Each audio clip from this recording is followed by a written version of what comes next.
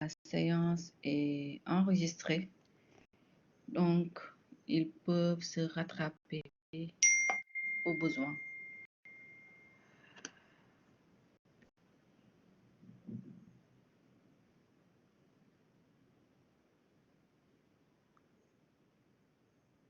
Voilà.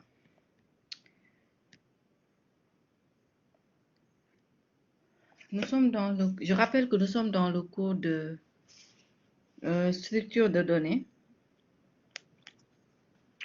Le cours de structure de données avec une première séquence qui porte sur les tableaux que vous avez déjà vus, mais qui était important de rappeler au niveau de ce cours-là, parce que c'est une structure que nous allons utiliser en fait durant toute la durée de notre cours d'algorithme et de structure de données. Après avoir terminé la séquence qui porte sur les tableaux, aujourd'hui nous allons entamer la séquence qui porte sur les enregistrements. Je pense que vous avez déjà lu les supports de cours, donc je vais expliquer un peu le cours sur les enregistrements. Alors, comme je l'ai affiché ici, on se fixe 3 objectifs au niveau de cette séquence-là. Qu'est-ce que cela veut dire? À l'issue de la séquence sur les enregistrements, vous devez être capable de créer une structure enregistrement. Donc, nous allons voir comment créer une structure enregistrement. À la fin de la séquence aussi, vous devez être capable de manipuler un tableau d'enregistrement. Nous avons vu les tableaux précédemment. Comment on crée un tableau, déjà comment déclarer un tableau, comment créer un tableau par affectation ou bien par saisie. Ensuite, nous avons manipulé les éléments d'un tableau en calculant le maximum, le minimum et toutes les autres opérations que nous avons eu à manipuler.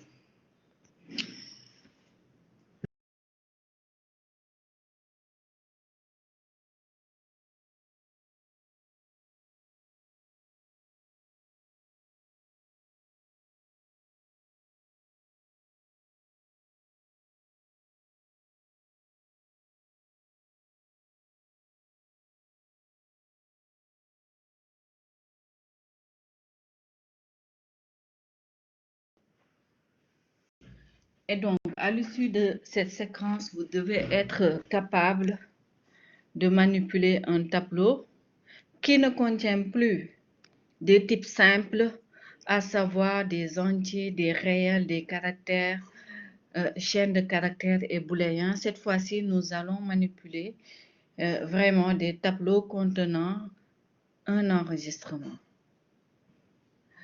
Et troisième objectif spécifique de cette séquence, à l'issue de la séquence, vous devez être capable, encore une fois, d'utiliser la structure enregistrement dans un algorithme. Ça, c'est le dernier objectif global du cours en fait. Si vous êtes capable de créer un enregistrement, manipuler un tableau d'enregistrement, c'est parce que vous devez être capable de pouvoir utiliser une structure enregistrement au niveau d'un algo.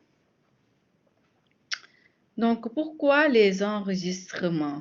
Dans cette définition, en fait, j'ai essayé de vous expliquer pourquoi les structures enregistrement et pourquoi on doit l'utiliser et dans quel cas il faudra l'utiliser. Alors, au niveau des tableaux, nous avons vu, je reviens brièvement sur les tableaux. Nous avons vu au niveau de la séquence qui porte sur les tableaux que un tableau représente une collection, je répète, séquentielle d'éléments appartenant au même type. Une collection séquentielle d'éléments appartenant au même type. Donc, cela veut dire quoi? Un tableau contient plusieurs éléments. Quel est quelles sont les propriétés de ces éléments-là? Les éléments sont rangés de manière séquentielle. Donc, cela veut dire quoi? Chaque élément est identifié dans le tableau par son indice. L'élément qui se trouve à l'indice numéro 1, numéro 2, numéro 3, numéro 4, numéro 5, jusqu'à la fin du tableau. Donc, de manière séquentielle, ça c'est la première propriété. Mais deuxième propriété qui nous intéresse au niveau de cette séquence-là, ce sont les types des données du tableau. Les éléments contenus dans le tableau, nous l'avons vu, appartiennent au même type. Cela veut dire quoi? Que dans un tableau, vous ne pouvez pas avoir des éléments avec des types différents. Exemple, un tableau ne peut pas contenir à la fois, je dis bien à la fois, c'est un mot-clé, à la fois des entiers et des caractères. Un tableau ne peut pas contenir à la fois des booléens et des réels à la fois. Donc, cela veut dire quoi? Dans la définition que nous avons vue la dernière fois, un tableau devra contenir un ensemble d'éléments appartenant au même type. OK? Maintenant, de là, qu'est-ce que c'est qu'un enregistrement? Un enregistrement est une structure de données, comme un tableau. Mais cette fois-ci, un enregistrement vous permet de stocker des données appartenant à des types différents. Un enregistrement est un assemblage dans un ordre bien déterminé de variables de différents types. Un assemblage dans un ordre bien déterminé de variables de différents types. Cela veut dire que dans la structure enregistrement que vous voulez créer, vous avez la possibilité d'avoir une variable de type entier, une autre variable de caractère, une autre variable de type booléen.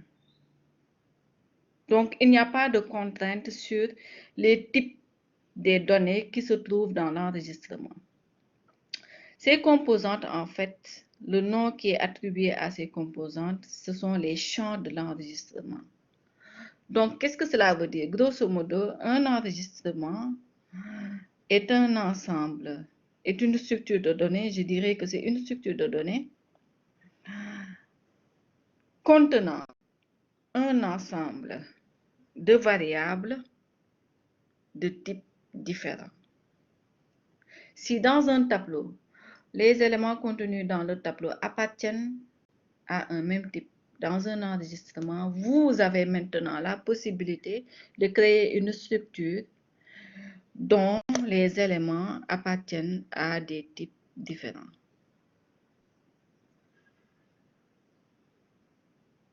C'est bon jusque-là?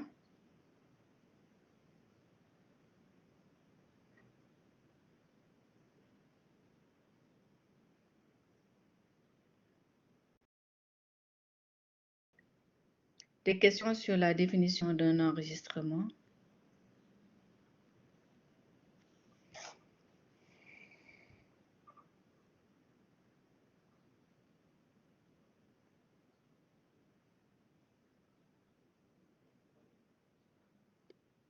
C'est bon? S'il n'y a pas de questions, donc cela veut dire que vous avez compris. On continue. On continue? Maintenant que nous savons ce que c'est qu'un enregistrement, quelle est son utilité par rapport à la première structure de données, les tableaux que nous avons vus, maintenant nous allons voir comment déclarer un enregistrement. Voici comment on déclare un enregistrement. Comme nous l'avons déjà vu, pour déclarer une variable dans un algorithme, variable, ici c'est variable, il y a une erreur. Donc variable, le nom de la variable, le type de la variable. Et ici, nous voulons déclarer un enregistrement. Donc voici comment on le déclare. Enregistrement. Comme il contient un ensemble de champs ayant des types différents, donc vous énumérez ici les champs de l'enregistrement, le champ numéro 1, avec son type, le champ numéro 2, 2 points son type, le champ numéro 3, 2 points son type, etc. Et puis vous fermez l'enregistrement par le mot-clé fin. Voici comment déclarer un enregistrement. Variable, vous mettez ici le nom de l'enregistrement, 2 points, le mot réservé enregistrement pour dire que c'est de type enregistrement. Et puis vous listez l'ensemble des champs contenus dans l'enregistrement en spécifiant leur type et puis vous fermez l'enregistrement. Voici un exemple.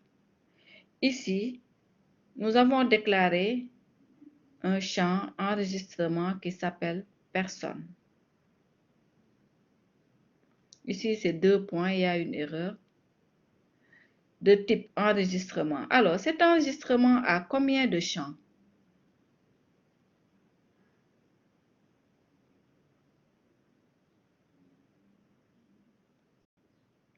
C'est une question, répondez. Regardez bien, hein? Regardez bien.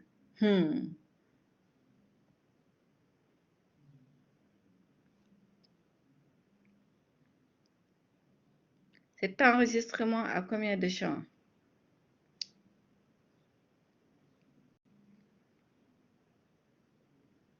Cet enregistrement a combien de champs?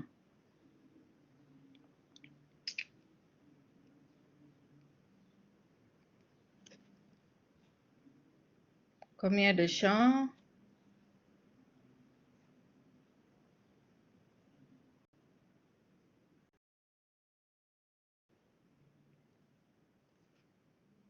Cinq champs.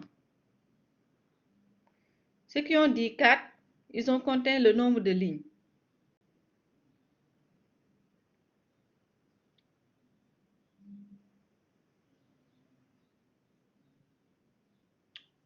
Il faut zoomer à votre niveau. Ici, c'est déjà zoomé. Vous voyez bien, non?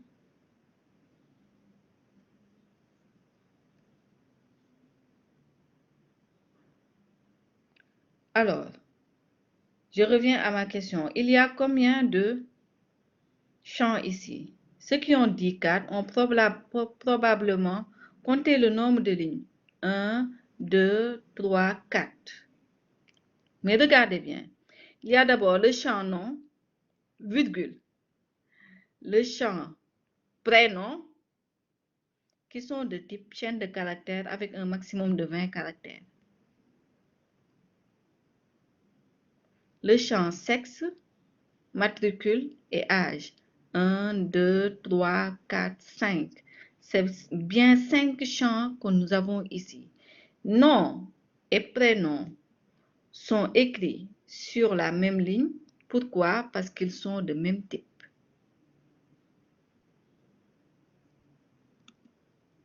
Vous pouvez les mettre sur 2 lignes différentes. Mais comme ils sont de même type, vous pouvez les regrouper sur la même ligne et spécifier leur type. Vous pouvez le mettre de cette manière-là. Je vais l'écrire.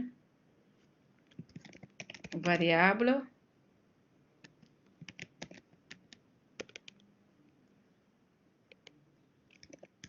Personne. De type.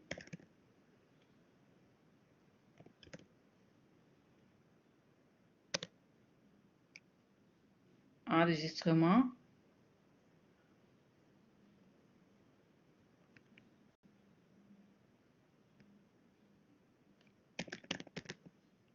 Alors, vous pouvez le mettre de cette manière. Vous pouvez mettre comme ça. Nom, 2 points, de type chaîne.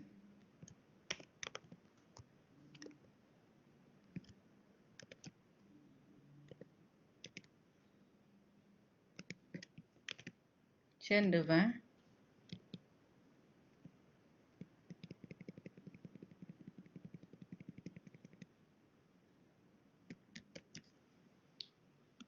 Ensuite,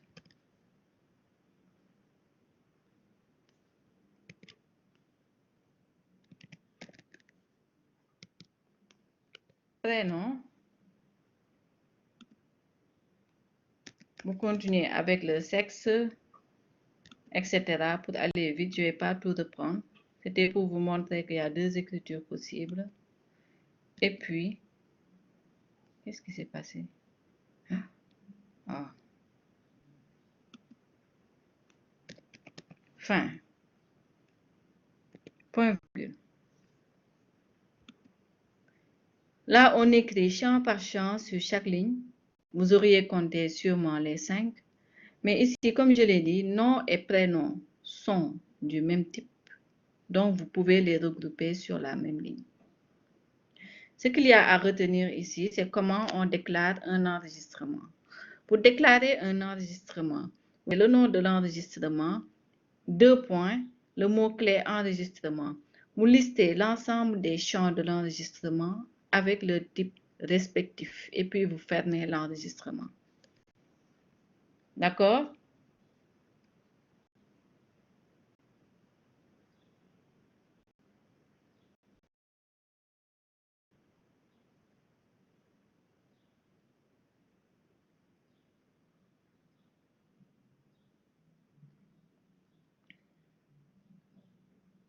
Un enregistrement, comme je viens de le dire, c'est une structure de données.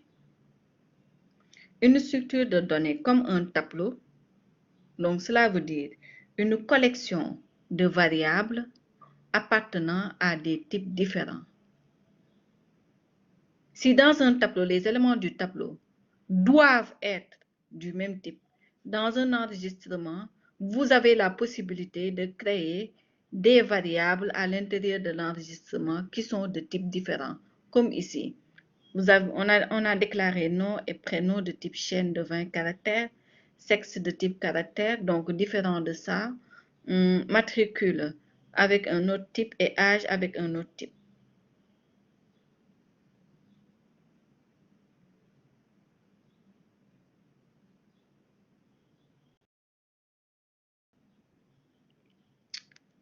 D'autres questions sur la déclaration?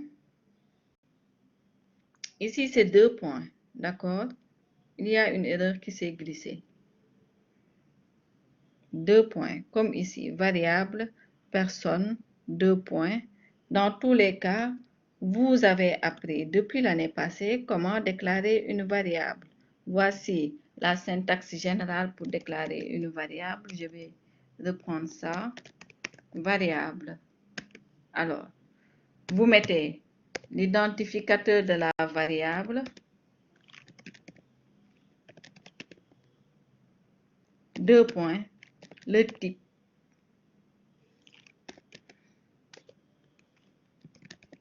de la variable. Voici la syntaxe générale pour déclarer une variable.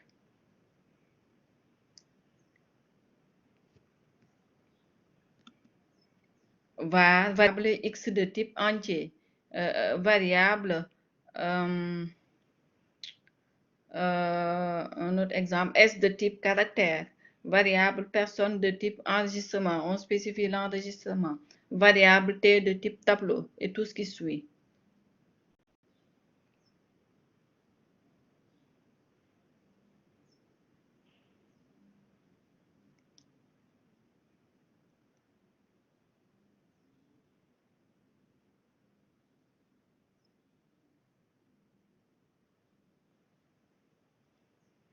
Alors, je réponds aux questions de vos camarades pour la déclaration variable nom ensemble. Vous avez juste en fait changé le nom de l'enregistrement, n'est-ce pas?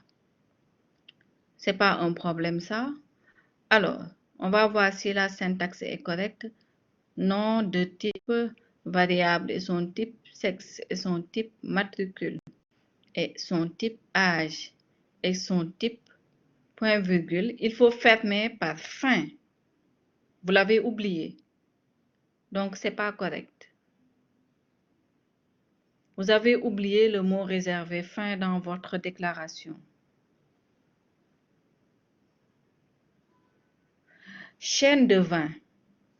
Pour déclarer une chaîne de caractères, regardez, Pour déclarer une chaîne de caractères, je donne un exemple. S1 de type chaîne, point virgule, S2 de type chaîne de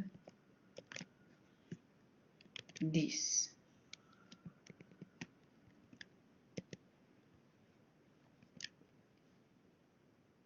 Alors, j'ai mis ici deux déclarations. S1 de type chaîne tout court et S2 de type chaîne de 10. Je vais commencer par la dernière déclaration. Ça, cela signifie quoi? Que la chaîne S2 peut avoir au maximum 10 caractères. Quand vous déclarez une variable de type chaîne de 10, si vous spécifiez le nombre de caractères, cela veut dire que le nombre de caractères de la chaîne que vous avez déclarée ne doit pas excéder ce nombre-là. Donc, S2 ne doit pas dépasser 10 caractères. Maintenant, si vous mettez S1 de type chaîne tout court, je pose la question à la classe. Qu'est-ce que cela signifie? Quel est le nombre maximum de caractères de S1?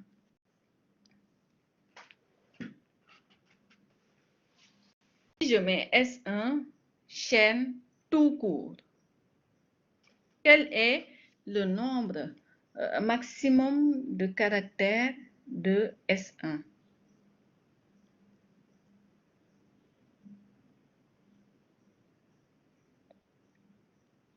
Ce n'est pas 1.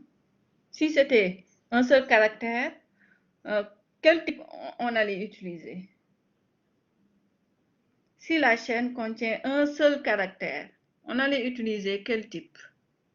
Il y a bien un type de données qui permet d'avoir un seul caractère.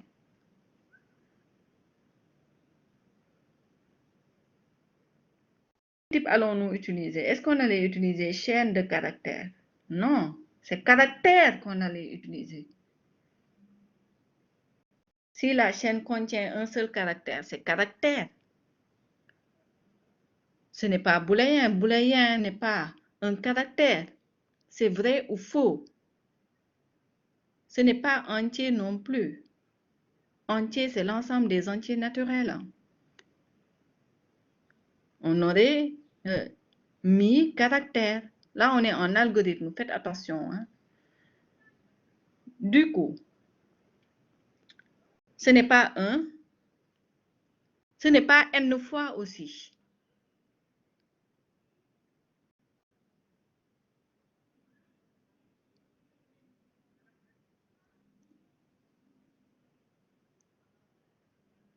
C'est bizarre, dans l'autre classe, ils avaient trouvé ça.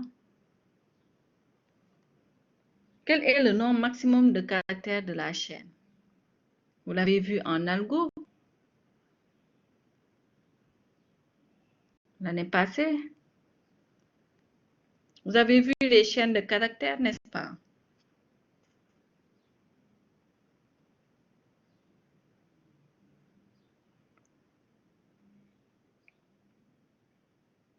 C'est 255 caractères. D'accord?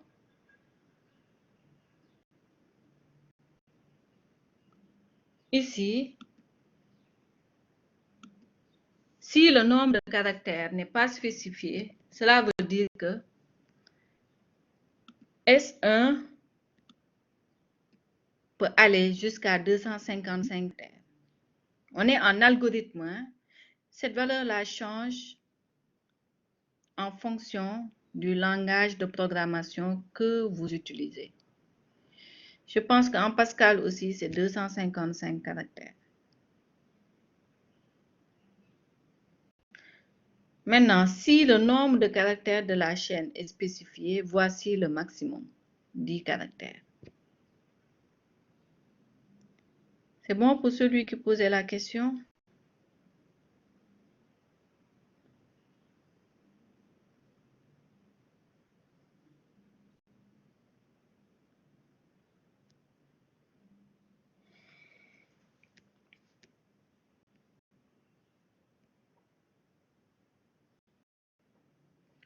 D'autres questions sur la déclaration d'un enregistrement?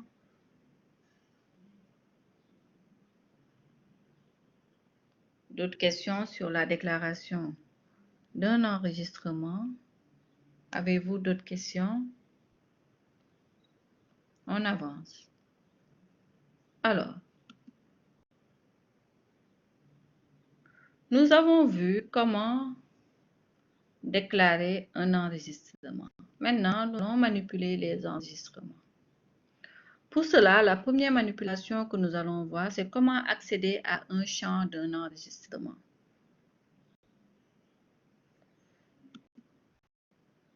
Ici, vous avez un enregistrement personne contenant les champs nom, prénom, sexe, âge et matricule, etc. Par quel moyen on peut accéder au champ de l'enregistrement? C'est en suivant la syntaxe que vous avez devant vous. Vous mettez l'identificateur de l'enregistrement, point l'identificateur du champ. Dans l'exemple précédent, si on veut accéder, par exemple, voici un exemple, au nom de la personne, si l'identificateur de l'enregistrement était personne 1, vous mettez personne 1, point nom. Ce qui donne accès au champ nom de la variable personne 1. Donc, pour accéder à un champ d'un enregistrement, vous mettez le nom de l'enregistrement, point le nom du champ.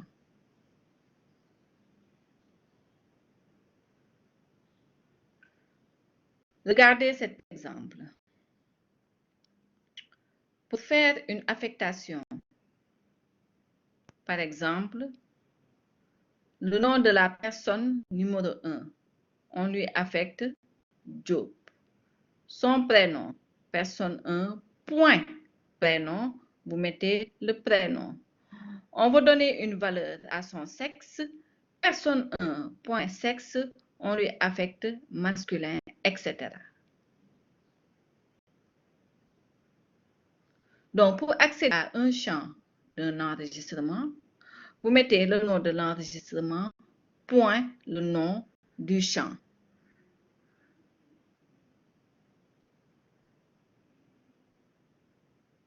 D'accord? Maintenant,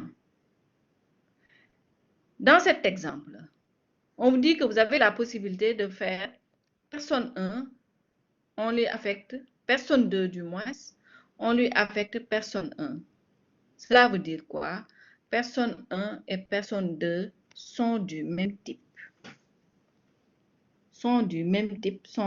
Donc sont de type enregistrement avec les mêmes champs.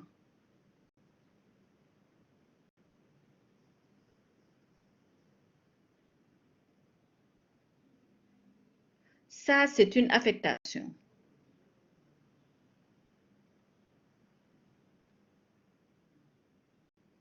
Ce sont les possibilités qui vous sont offertes avec une affectation, j'insiste. Pourquoi? Parce que la remarque qui suit vous dit que vous n'avez pas le droit de mettre lire, par exemple, entre parenthèses, le nom de l'enregistrement tout court. Lire permet de saisir. C'est l'instruction de saisie en algorithme. Si vous mettez lire personne 1, vous demandez à l'utilisateur de lire, de saisir personne 1. Mais est-ce qu'il sait que, où est-ce qu'il va savoir que vous voulez qu'il saisisse le nom, ou bien le prénom, ou bien l'âge de la personne? Ainsi de suite, tous les champs de l'enregistrement. On ne sait pas quel champ, en fait, vous lui demandez de saisir. C'est pour cela que c'est interdit de mettre lire entre parenthèses le nom de l'enregistrement. il faut toujours spécifier dans une instruction de saisie le champ que vous voulez saisir. Il faut toujours spécifier dans une instruction de lecture ou bien instruction de saisie le champ que vous voulez saisir. Comme par exemple ici, vous voulez saisir le nom et le prénom. Dans ce cas, vous allez mettre lire personne 1, point nom, virgule, le prénom de personne 2 qui correspond à personne 2, point prénom.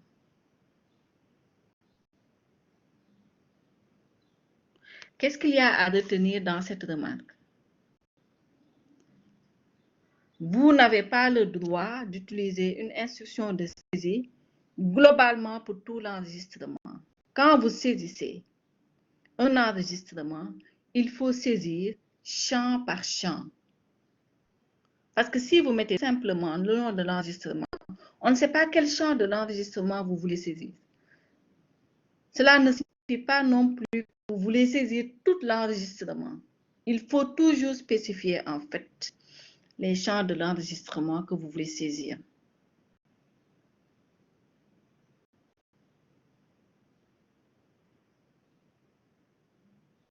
D'accord?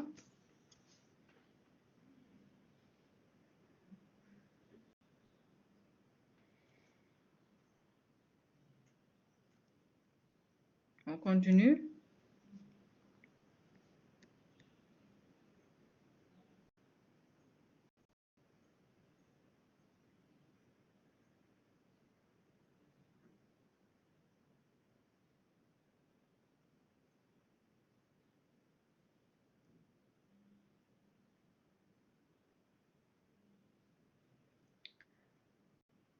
Une autre mot-clé que vous pouvez utiliser, c'est le mot-clé avec, l'instruction avec. Elle permet de faire quoi? D'accéder directement au champ d'un enregistrement. Regardez l'exemple. Ici, nous avons déclaré un enregistrement P de type T-personne avec les différents champs que nous avons précédemment. Regardez l'ensemble des affectations. P.nom, on lui affecte. P.prénom, on lui affecte sa valeur. P.sexe, .matricule, P.âge, P.état. Au lieu de mettre toujours P. Vous pouvez faire ceci. Avec, vous utilisez l'instruction avec P, faire, début. Donc, le nom, voici sa valeur, prénom, sa valeur. Vous faites exactement la même chose. Toutes les affectations, les instructions que vous souhaitez mettre. Et puis, vous fermez par fin. Les mots-clés, quoi? Avec, donc le nom de l'enregistrement. Faire, début. Vous mettez l'ensemble des instructions que vous voulez mettre avec P. Et puis, vous fermez avec fin. C'est un genre de factorisation que vous avez fait avec P.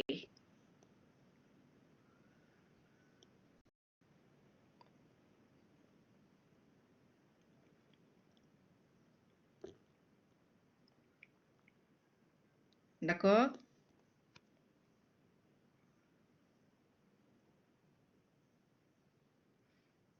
Et enfin, la dernière partie de cette séquence, ce sont les tableaux d'enregistrement. Vous avez vu les tableaux dans la séquence précédente. Comment déclarer un tableau? Variable, le nom du tableau, 2 points, tableau. Vous mettez la borne minimale, point, point, borne maximale et le type des composantes du tableau. D'accord?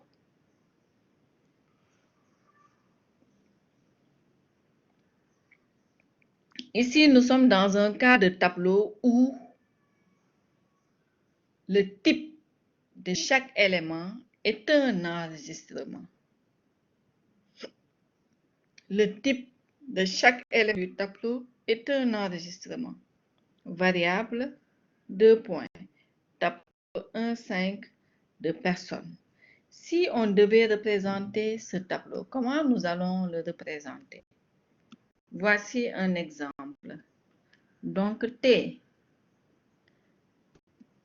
À l'indice 1, je vais mettre quoi? Le nom. Fall. Le prénom. Je mets Satou, par exemple. Âge, je mets 30 ans. Sexe, c'était un caractère féminin. F, tout court. Voilà, voici un exemple. C'est juste pour vous montrer comment se présente un tableau d'enregistrement. Je passe à l'indice numéro 2. Je donne un autre exemple. Diop.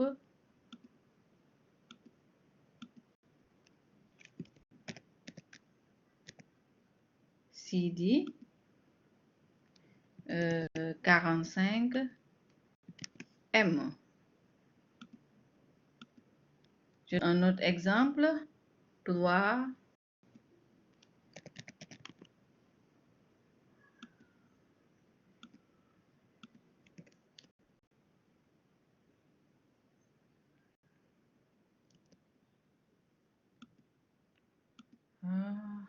Cet éditeur-là.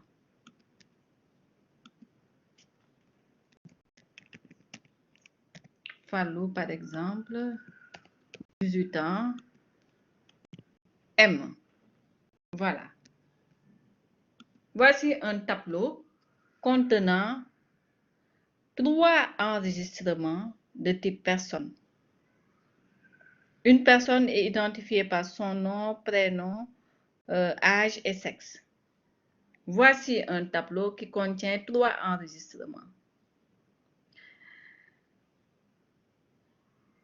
On vous dit qu'ici, pour accéder au nom de l'élément I, il faudra tout simplement faire T de I, point nom. Alors, exemple.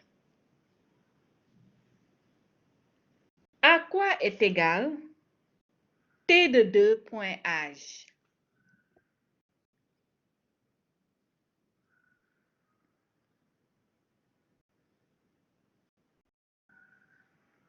À quoi est égal T de 2, point âge? Très bien. T de 2, nous sommes à la deuxième position dans le champ âge. À quoi est égal T de 3, point sexe?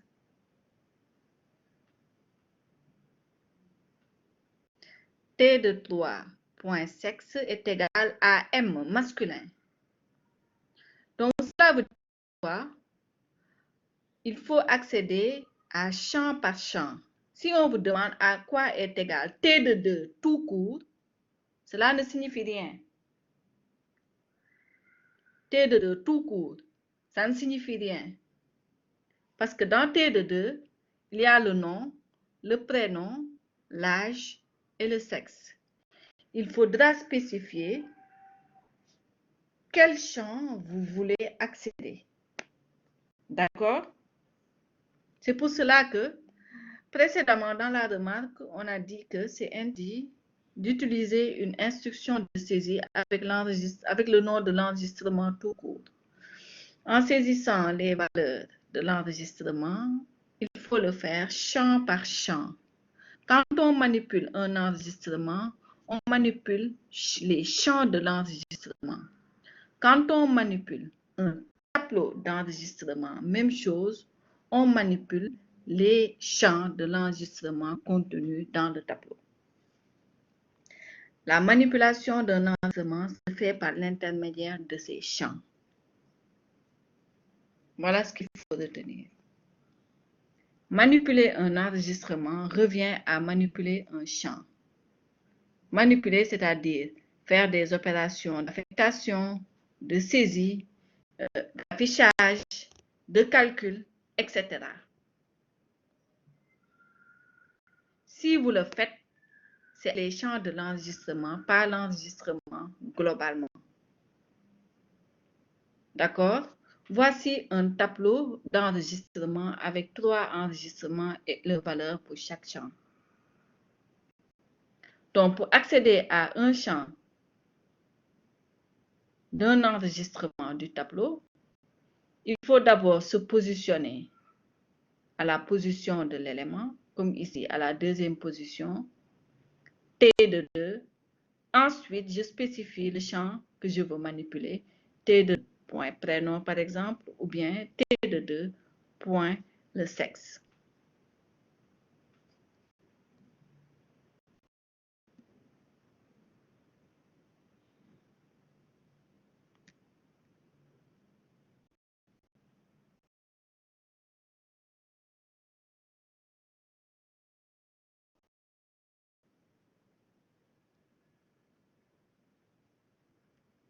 D'accord?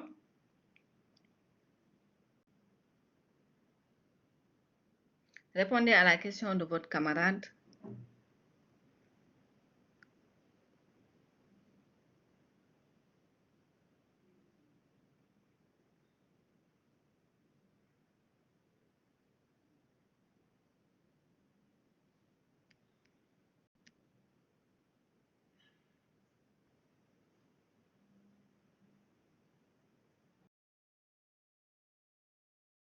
Répondez à votre camarade.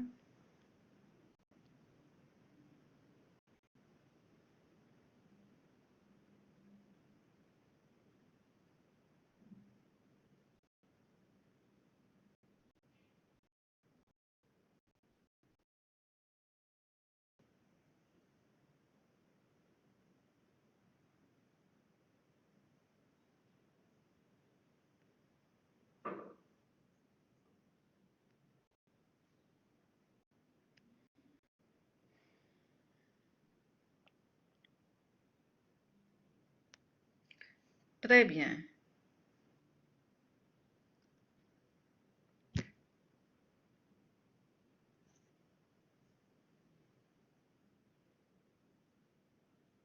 Il faut toujours préciser le champ. Dire à quoi est égal T de 1 tout court. On ne sait pas en fait à quel champ vous faites allusion. C'est impossible. Donc du coup, il faudra tout le temps spécifier le champ auquel vous faites allusion. D'accord?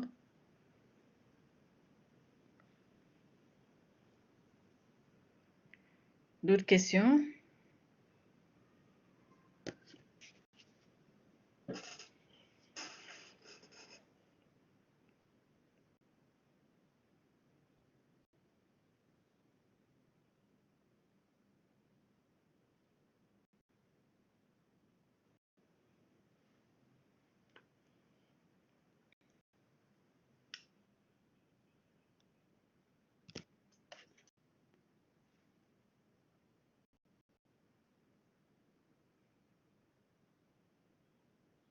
D'autres questions?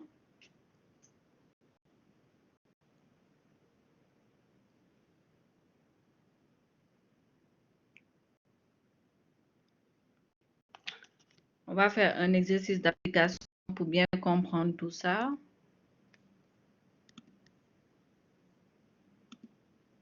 Un exercice d'application. Écrire un algorithme qui permet de saisir les informations d'un étudiant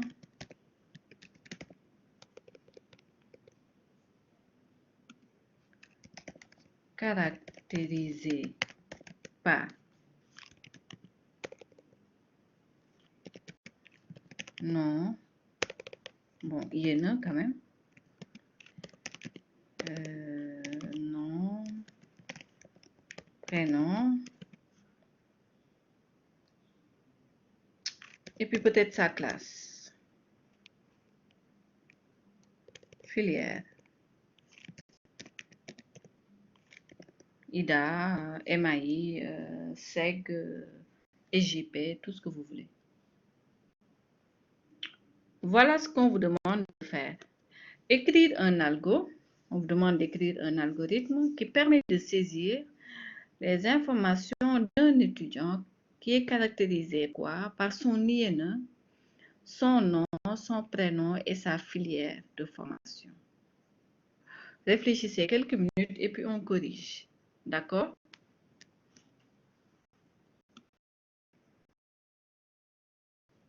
Donc, il faudra déclarer, faire la déclaration d'un étudiant et puis mettre les instructions qui permettent de saisir les informations de l'étudiant.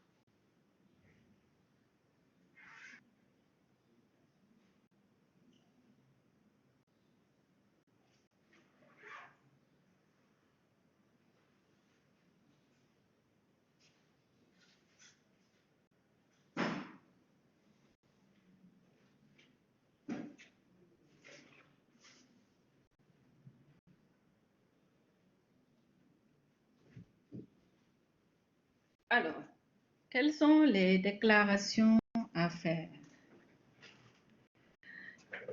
OK. Étudiant de type enregistrement. On est d'accord? Étudiant à combien de champs? Combien de champs allons-nous mettre dans étudiant? Très bien. Étudiant à 4 champs.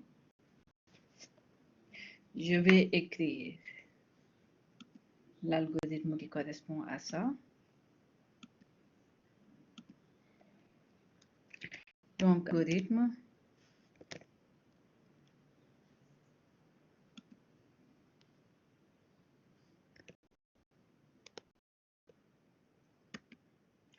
Je vais l'appeler étudiant. D'accord?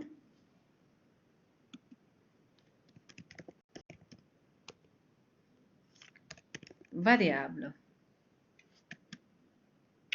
Nous avons l'enregistrement étudiant. Donc, étudiant de type enregistrement.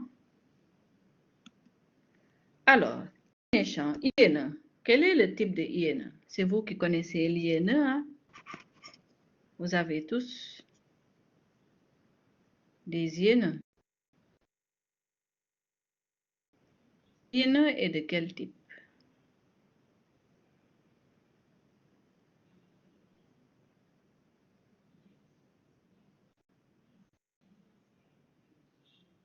INE, c'est de quel type?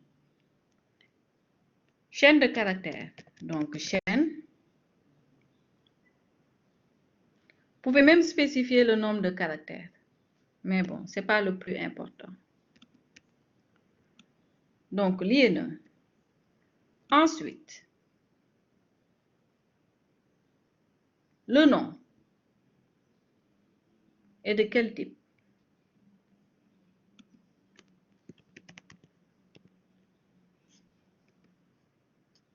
Le nom est de quel type? Ça, tout le monde le sait. C'est de type chaîne. On peut même spécifier. Un nom ne peut pas excéder 15 caractères.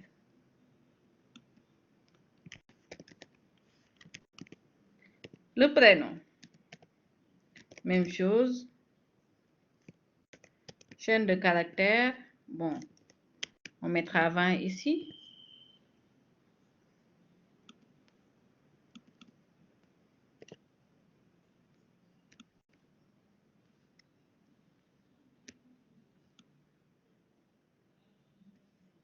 Il reste quoi? La filière.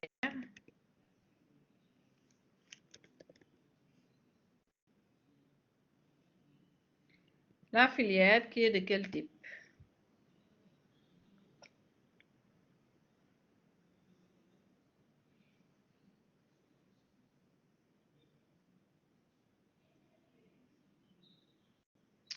La filière qui est de quel type?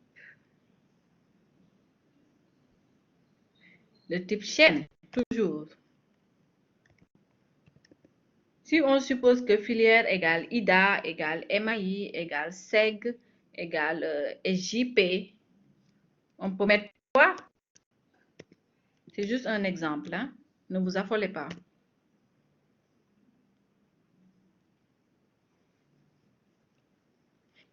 Oui, l'INE est composé de chiffres et de lettres. C'est une chaîne de caractères. Les chiffres que vous avez sur le clavier appartiennent aux chaînes de caractères aussi, et tous les autres caractères du clavier. Maintenant, si une variable est déclarée de type entier, là, c'est un entier. D'accord?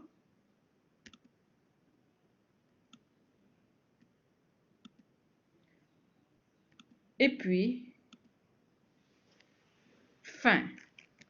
Je ferme mon enregistrement. D'accord? Est-ce qu'il y a d'autres variables à déclarer? Y a-t-il d'autres variables à déclarer?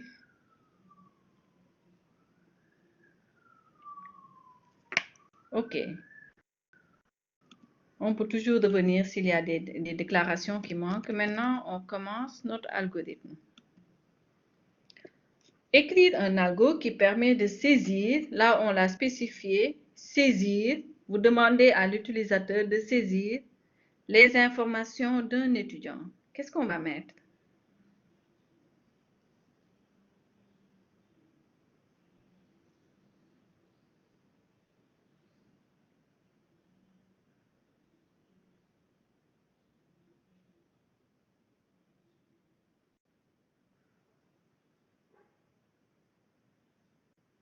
Qu'est-ce que nous allons mettre? Quelles sont les instructions qui vous permettent de saisir ces informations? L'INE, le nom, le prénom et la filière de l'étudiant.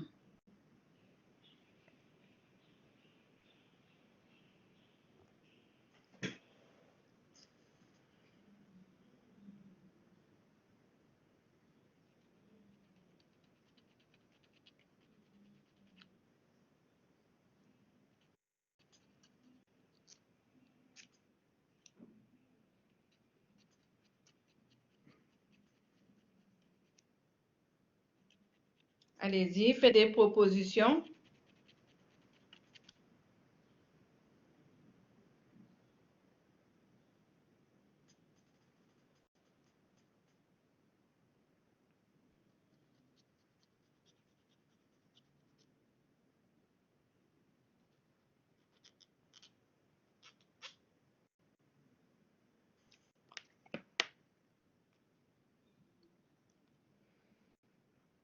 On va saisir les informations d'un étudiant. On va saisir les informations d'un étudiant.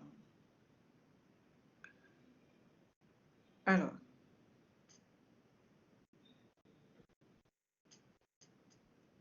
quelles sont les instructions à mettre?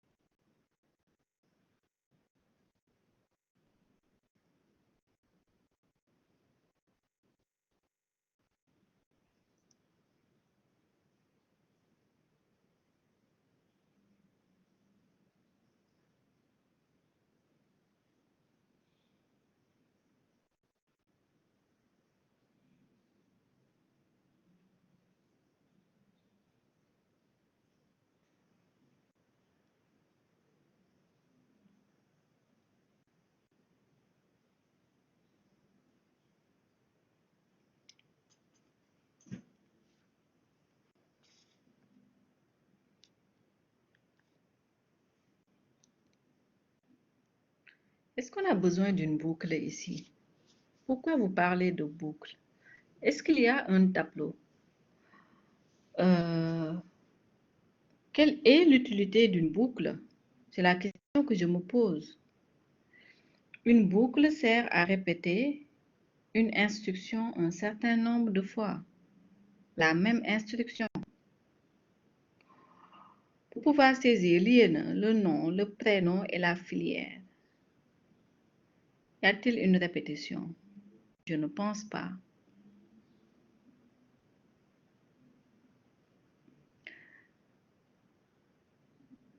Est-ce qu'on a besoin d'un tableau ici? Est-ce que c'est plusieurs étudiants que nous allons saisir? Il y a combien d'étudiants à saisir? Il y en a combien? Ce sont les informations d'un seul étudiant. Un seul.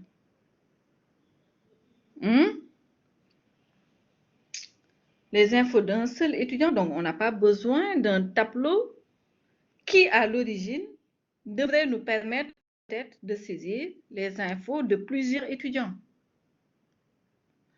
Donc, nous n'avons pas besoin de tableau ici, puisque c'est un seul étudiant. Et nous n'avons pas besoin de boucle parce que on ne va pas saisir plusieurs éléments du même type. Il n'y a pas une instruction, la même instruction qui se répète n fois. Qu'est-ce que nous voulons? Saisir tout simplement les informations d'un étudiant. C'est simple.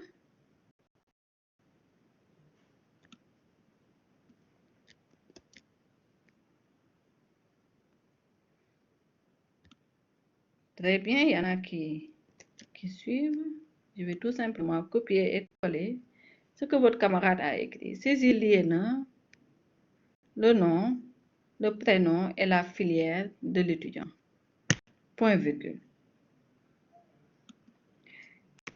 Lire quoi? Compléter l'instruction.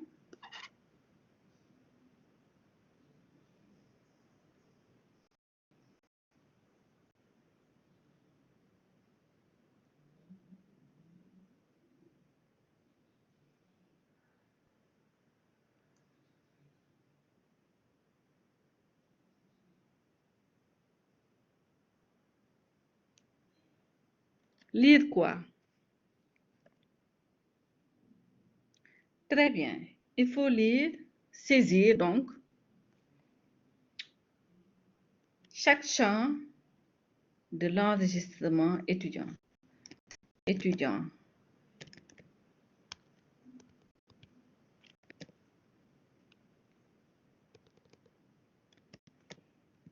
point.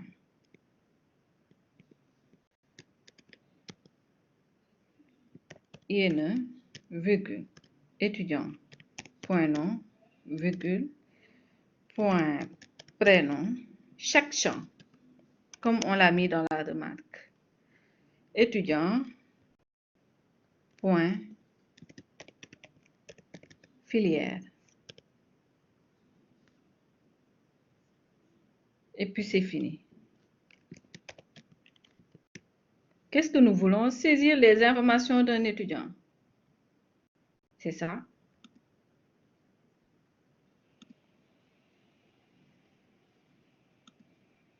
En exécutant l'algorithme, qu'est-ce qu'on va avoir? Il va afficher à l'écran. Saisir l'INE, nom, prénom et filière. C'est ça qui va s'afficher à l'écran. Cette instruction va s'exécuter comment? Le curseur va clignoter au niveau de l'écran pour vous indiquer qu'il faut saisir étudiant.INE, l'INE de l'étudiant, suivi du nom de l'étudiant, son prénom et la filière. C'est tout. Écrire un algo qui permet de saisir les informations d'un étudiant. Voici l'algorithme.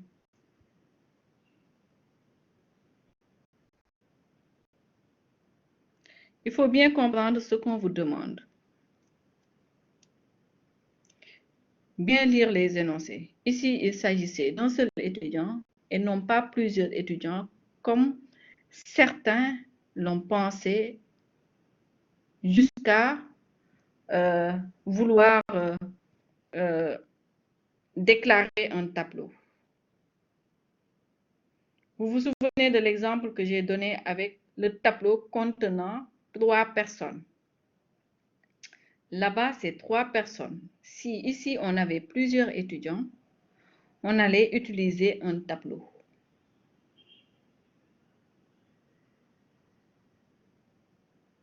D'accord?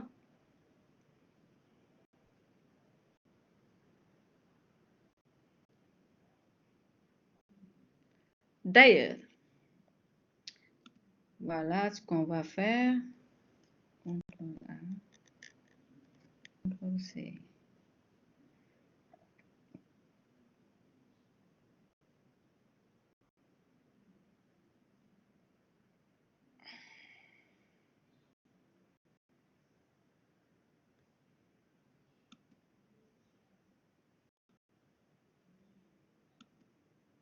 Un autre exercice d'application, cette fois. Écrire un algo qui permet de saisir les informations des étudiants de la licence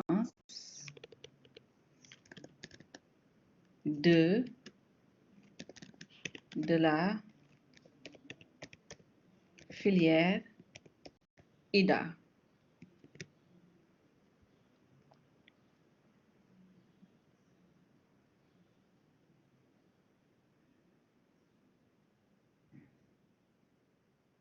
Dans l'exemple précédent, c'était un seul étudiant. Ici, on vous demande de saisir les informations de toute la classe avec les mêmes caractéristiques.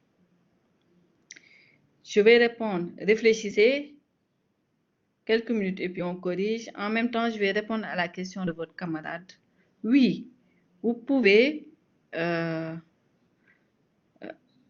faire champ par champ, c'est-à-dire, au lieu de 2 lignes, vous le faites en 1, 2, 3, 4 fois, c'est-à-dire écrire, saisir l'INE de l'étudiant, lire étudiant.INE. Vous allez à la ligne. Écrire, saisir le nom de l'étudiant. À la ligne, lire étudiant.nom. Ensuite, écrire, saisir le prénom de l'étudiant, lire étudiant.prénom. Et enfin, saisir la filière de l'étudiant, lire étudiant.filière. Donc, au lieu de 2 instructions, vous le faites en 8 instructions. Les deux, c'est la même chose, aboutissent au même résultat. D'accord?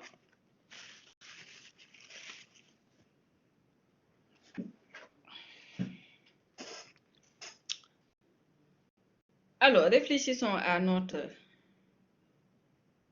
deuxième exercice d'application. Cette fois-ci, on vous demande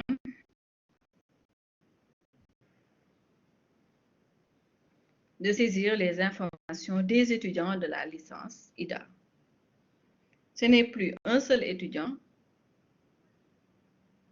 mais combien d'étudiants? Environ 100 étudiants, par exemple.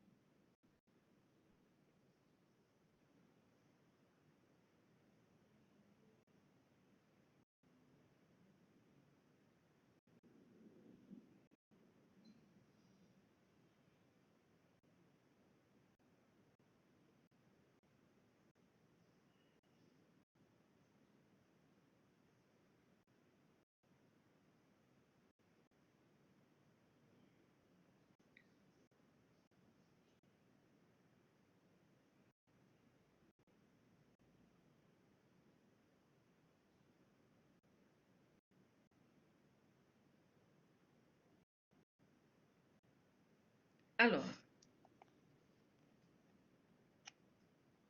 qu'est-ce que nous allons déclarer?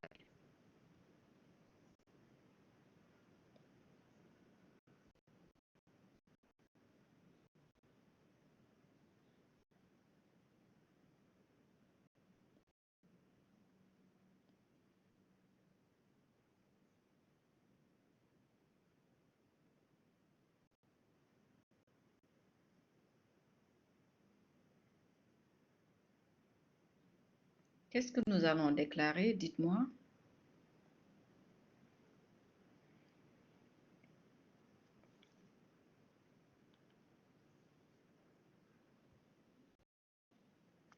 Quelle est la différence entre le premier exercice et le deuxième? Dans le premier, il fallait saisir un seul étudiant.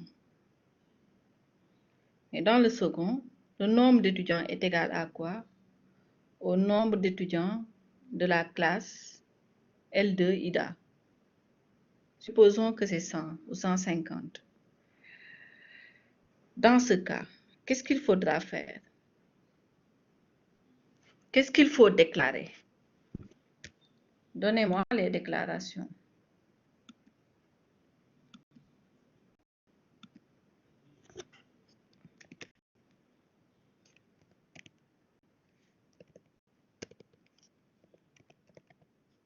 Algorithme, je vais l'appeler L2 IDA, n'est-ce pas?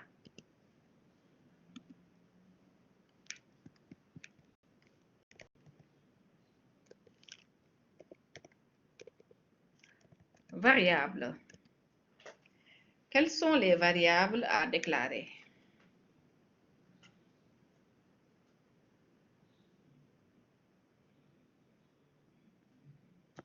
Dites-moi, quelles sont les variables à déclarer?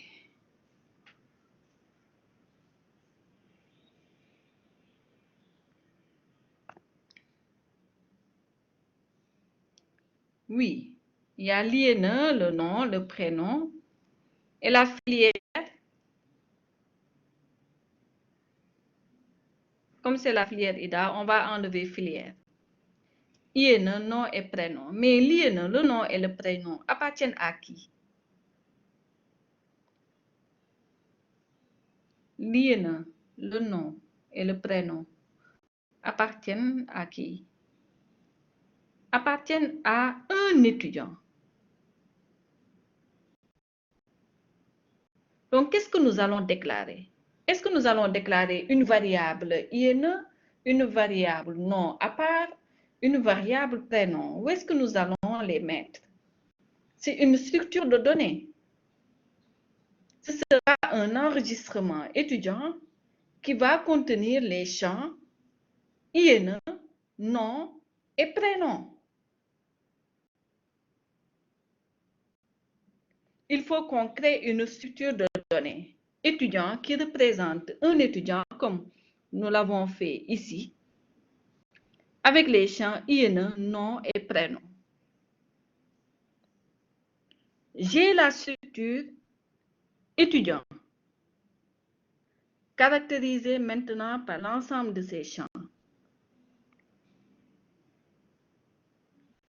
À la suite de cela, on peut créer un tableau contenant des étudiants.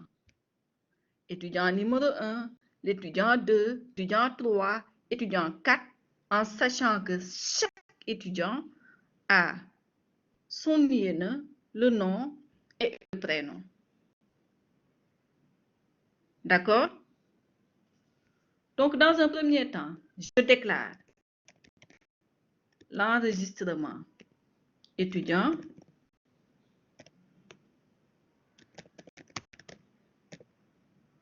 qui est de type enregistrement, INE. Pour aller plus vite, je vais mettre INE, nom, virgule, prénom, qui sont de type chaîne, n'est-ce pas?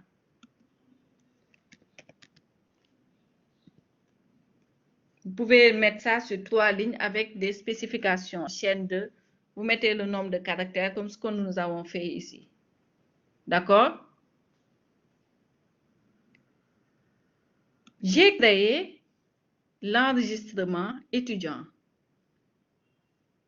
qui contient les champs suivants. Maintenant,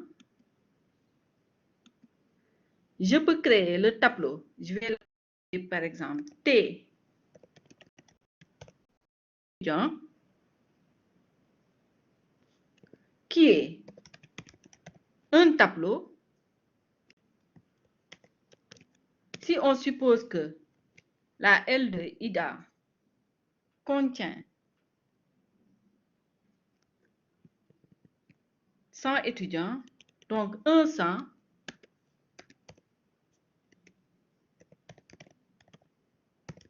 d'étudiants. Tableau, le type des composantes du tableau. C'est quoi ici? Quel est le type des composantes du tableau? Quel est le type des éléments du tableau? Les éléments du tableau sont de quel type? Les éléments du tableau sont de quel type? Répondez. Les éléments du tableau T étudiant sont de quel type? Attention. Vous l'avez devant vous et vous me donnez une autre réponse. C'est ça qui est bizarre. C'est ça vraiment qui est bizarre. Les éléments du tableau T étudiant sont de quel type?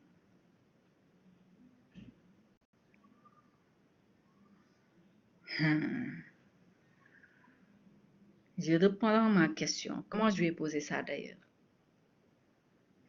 Les éléments dans le tableau qui s'appelle T étudiant, il y a 100 éléments. Quel est le type de ces éléments?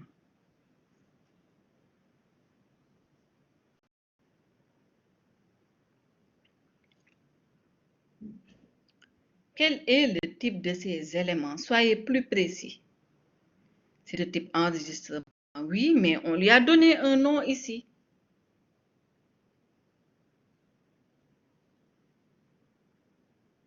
Cette question que je vous pose fait référence à la séquence précédente.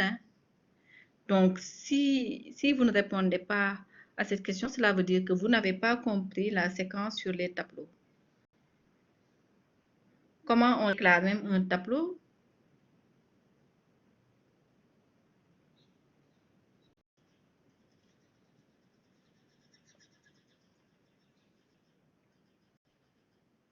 Heureusement, J'allais clôturer le cours, hein. On vous a dit que pour déclarer un tableau, vous mettez ici le nom du tableau. 2 points. Tableau. Borne minimale. Point. Point. Borne maximale. Le type des éléments du tableau. Et je vous demande, quel est le type des éléments du tableau? Vous me dites entier. Est-ce que vous avez vu entier ou bien chaîne de caractères ici? Les éléments du tableau sont de type étudiant.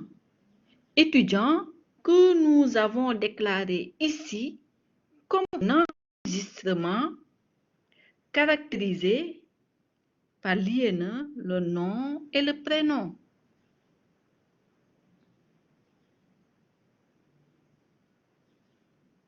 Avant que l'on avance, il faut que chacun puisse comprendre que le tableau T étudiant contient des étudiants.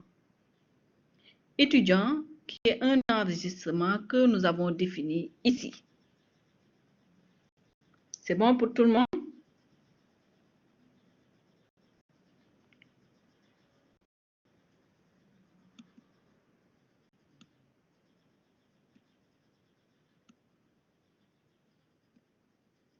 C'est clair? Revenons à notre exercice. Écrire un algorithme qui permet de saisir les infos d'un étudiant, des étudiants de la licence 2 de la filière IDA. Nous voulons saisir les informations des étudiants de la filière IDA. D'accord? Là, j'aurais pu mettre écrire un algorithme qui permet de créer le fichier contenant les informations des étudiants de la filière IDA. De créer.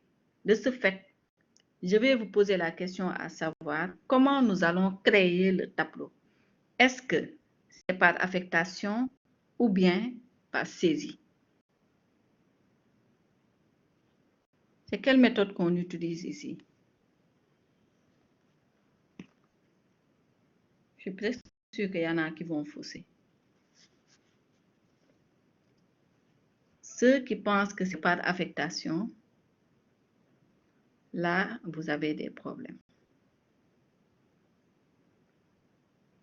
Parce que dans l'énoncé même, on a mis qui permet de saisir. Donc, c'est pas saisi.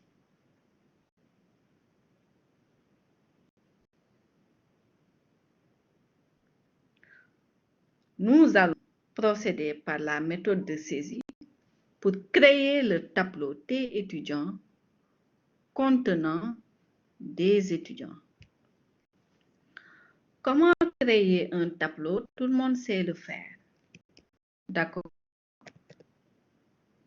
C'est avec quoi? Une boucle. Ça, les yeux fermés maintenant, tout le monde le fait. Pour I de 1 à 100, comme c'est mis au niveau de la déclaration, faire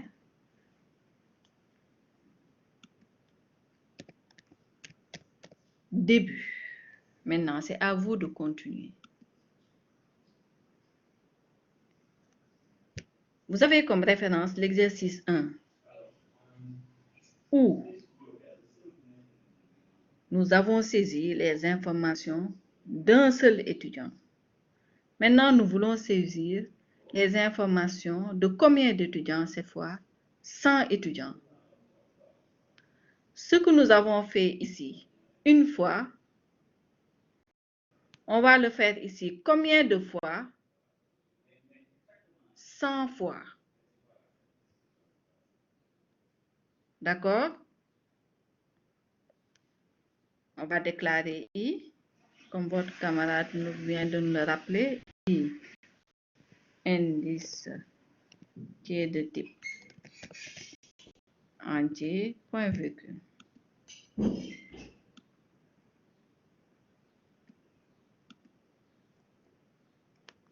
Alors, qu'est-ce que nous allons mettre ici?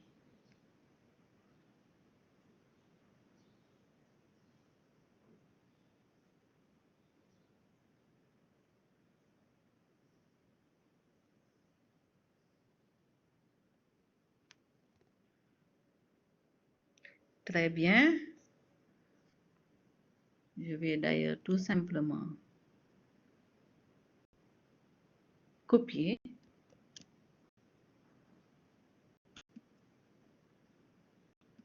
Et puis coller. Écrire, saisir. Lié le nom, le prénom, la filière.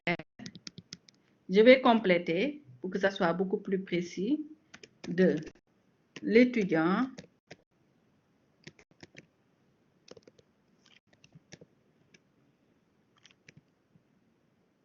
numéro I. I sera remplacé par sa valeur par 1, 2, 3, étudiant numéro 1, étudiant numéro 2, étudiant numéro 3, étudiant numéro 4 jusqu'à étudiant numéro 100. Ensuite, l'instruction de saisie.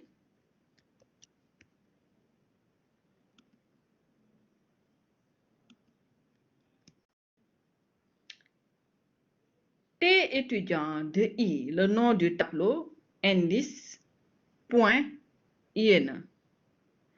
T étudiant de I, point IN.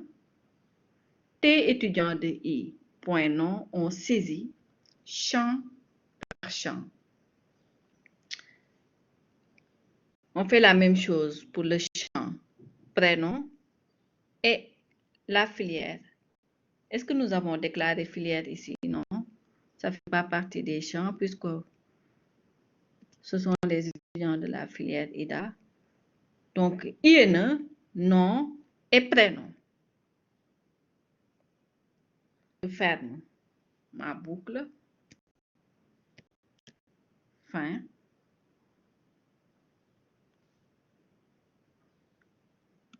Et puis, je fais mon algorithme.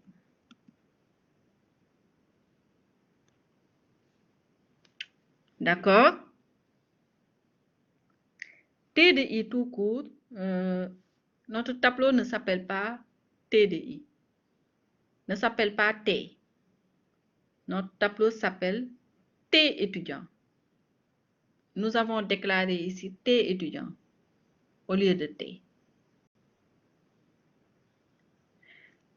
Comment cette instruction, cette boucle va s'exécuter? C'est comme ce que nous avons fait avec les tableaux. Pour I est égal à 1, saisir lié, nom, prénom, on va même virer filière. De l'étudiant numéro 1, il sera remplacé par sa valeur. Lire T étudiant de 1, point IN. On va mettre la valeur de T étudiant de 1, point nom, T étudiant de 1, point prénom. I passe à 2. Saisir le nom prénom de l'étudiant numéro 2. Lire. I sera remplacé par sa valeur pour les 3 champs. I passe à 3. On exécute les deux instructions jusqu'à I est égal à 100. On exécute encore les deux instructions.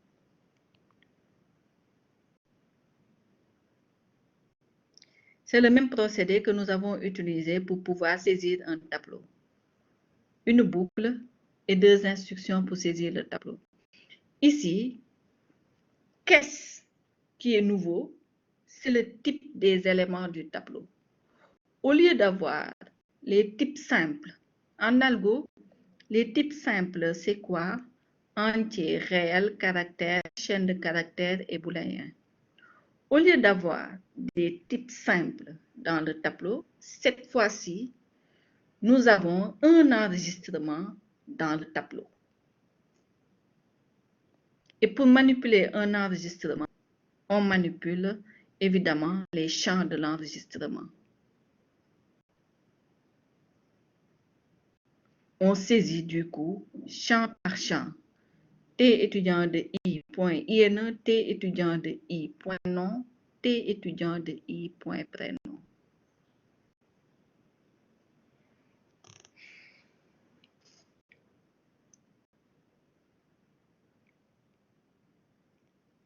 Alors, qu'est-ce que vous voulez initialiser?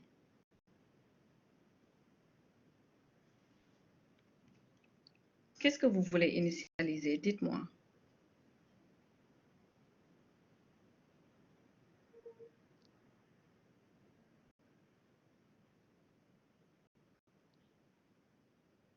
On vous demande dans cet algorithme de saisir les informations d'une classe d'étudiants.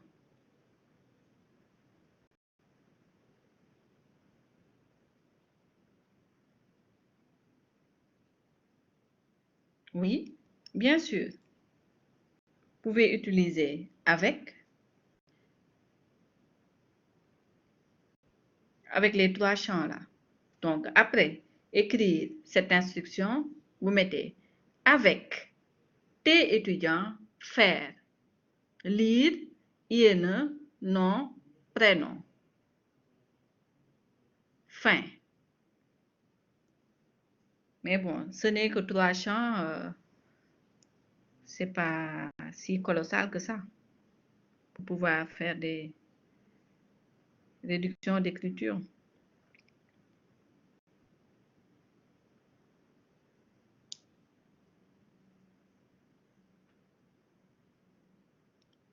Des questions sur ça?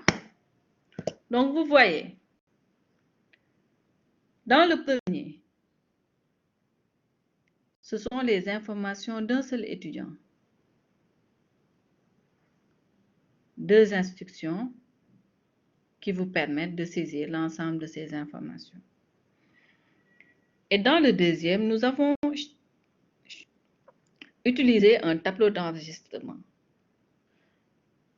dont chaque élément est un enregistrement appelé étudiant. Un étudiant qui est caractérisé par son nom, son INE et son prénom. Nous avons ensuite déclaré un tableau contenant 100 étudiants. Pour saisir un tableau, vous le savez déjà, on utilise une boucle qui vous permet de répéter un certain nombre d'instructions dans un programme. Ces deux instructions seront répétées combien de fois? 100 fois, de 1 jusqu'à 100.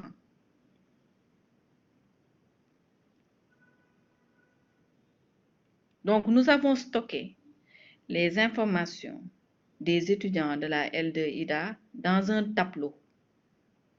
Chaque élément du tableau représente un étudiant. Cet étudiant a son INE, le nom et un prénom.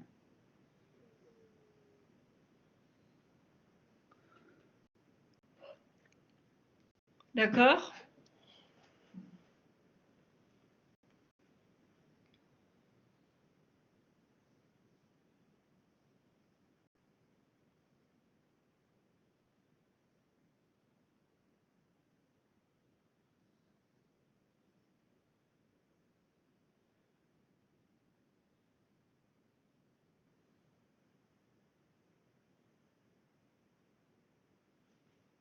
Des questions?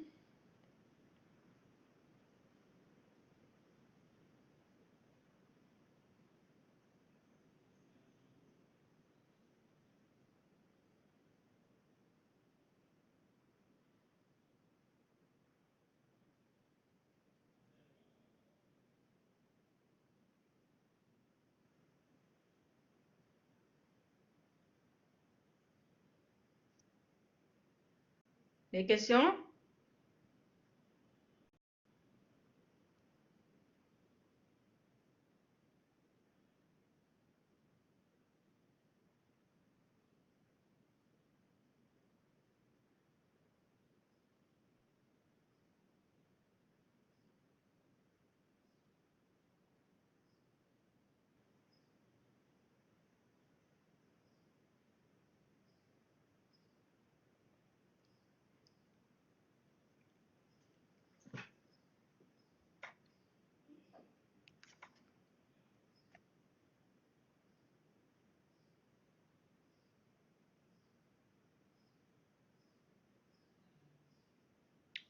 Le avec, j'y reviens, Vous l'utilisez si vous ne voulez pas mettre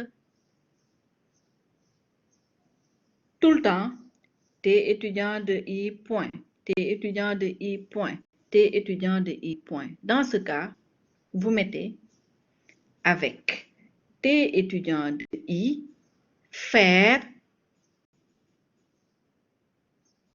lire, INE, nom, prénom, vous fermez la parenthèse, point virgule, fin. L'instruction avec, vous n'en avez pas besoin dans cette instruction écrire, parce que vous n'avez pas T étudiant de I ici. Vous n'avez pas évoqué l'enregistrement au niveau de l'instruction écrire. Vous l'avez utilisé tout simplement dans l'instruction lire. Donc, cela ne va concerner que cette instruction.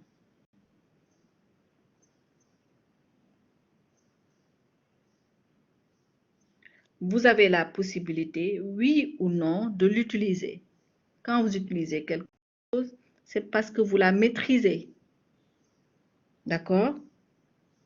Attention.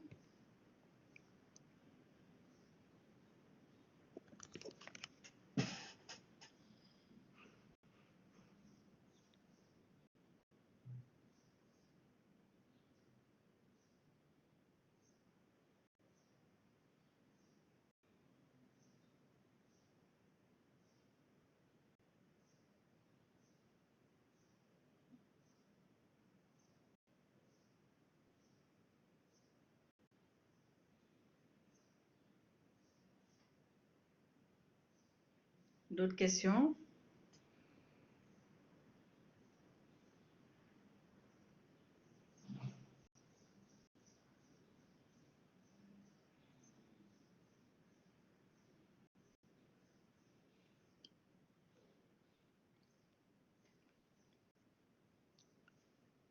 Très bien. OK. On va s'arrêter là pour aujourd'hui. La semaine prochaine, nous allons corriger la fiche de TD. Je vais choisir des exercices dans la fiche. Cette fois-ci, je ne vais pas corriger tous les exercices. Je vais juste choisir des exercices au niveau de la fiche, les plus difficiles, et puis je vais les corriger pour que tout le monde puisse comprendre. Mais en attendant, apprenez le cours, revenez dans cette séance-là pour bien comprendre le cours. De ce fait, il y aura beaucoup de questions au niveau de la séance de TD. On est d'accord?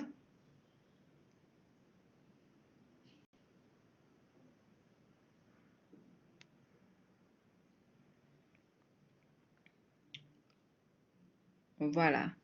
Merci à tous. Et puis, bon courage hein, à tout le monde.